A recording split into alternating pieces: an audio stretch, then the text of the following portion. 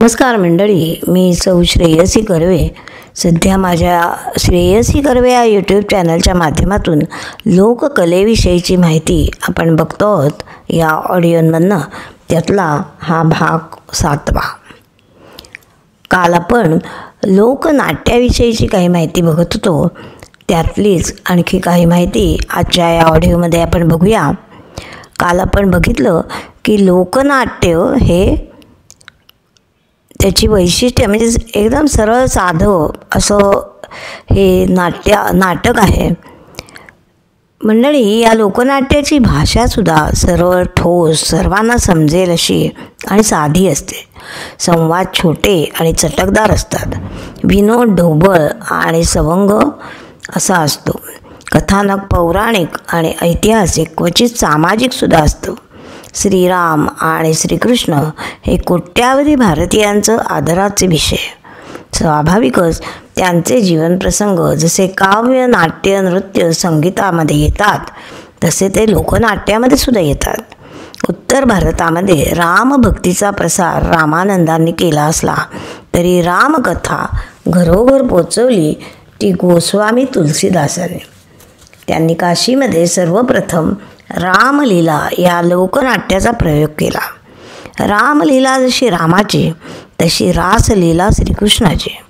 चैतन्य महाप्रभूंनी कीर्तन या नावाच्या लोकनाट्याला जन्म देऊन बंगालमध्ये कृष्ण भक्तीला भर आणला. लोकनाट्याचा लोकजीवनाशी घनिष्ठ संबंध असतो.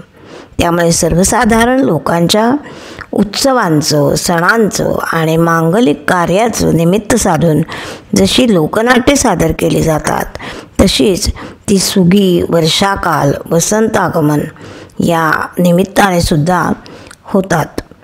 महाराष्ट्रातील दशावतार, ललित, खेळे, कठपुतली, तमाशा हे सारे लोकनाट्याचेच प्रकार आहेत.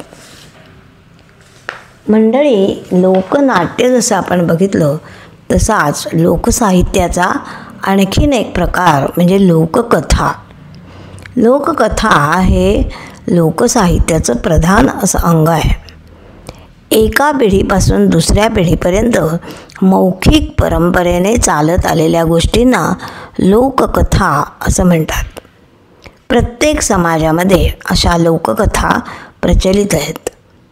भारतातल्या प्रादेशिक भाषांमध्ये जे लोककथांचे संग्रह प्रकाशित झाले ते सगळे जर एकत्र केले तर महाभारता एवढा त्यांचा ग्रंथ होईल.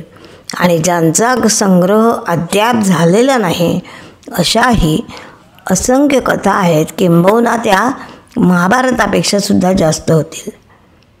जगामध्ये कथेची निर्मिती प्रथम भारतातच झाली असं समजतात. भारतातील कथा परंपरा खूप प्राचीन आहे. वैदिक संहितेमध्ये सुद्धा अनेक कथांची बीजे असलेली आपल्याला दिसतात. या भारतीय कथा साहित्याचा जगातल्या अनेक देशांच्या कथांवर प्रभाव पडलेला आपल्याला दिसतो. उदाहरणच जर द्यायचं झालं तर इसाप नेती, अरेबियन नाईट्स हे सुद्धा देता येईल. भारतातल्या लोककथांचा सर्वात प्राचीन आणि तितकाच विशाल असा संग्रह म्हणजे गुणाढ्याची बृहत्कथा, पंचतंत्र. या कथासंग्रहातले स्थान तर अगदीच अद्वितीय आहे. जगातल्या अनेक कथांना पंचतंत्रातून प्रेरणा मिळालेली आहे. हितोपदेश, बेताळ पंचविशी, सिंहासन बत्तीशी हे संस्कृतातले आणखीन कथासंग्रह. पाली भाषेतल्या जातक कथा या मुळामध्ये लोककथाच. लोककथा 2 प्रकारच्या असतात. काही कवी कल्पनेमधून आलेल्या असतात तर काही ऐतिहासिक घटनेवर आधारलेल्या असतात. त्यांना आख्यायिका असं म्हणतात. परंपरेने चालत आलेल्या आख्यायिकांनाच दंतकथा असं म्हणतात. या कथांची आधारभूमी इतिहासातील एखादी घटना असते. सिंहासन बत्तीशी हे या प्रकाराचे ठळक उदाहरण आहे. भारतातल्या तीर्थक्षेत्रांच्याही खूप दंतकथा आहेत.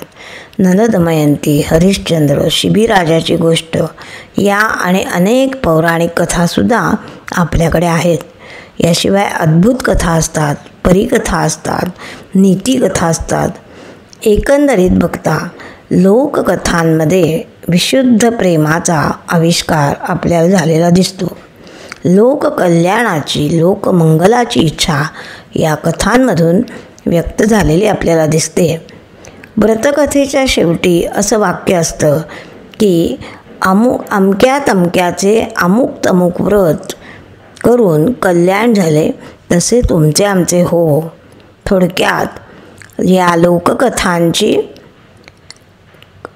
लोकाः समस्तः सुखिनो भवन्तु अशी विश्वमंगलाची कामना असलेली आपल्याला दिसते.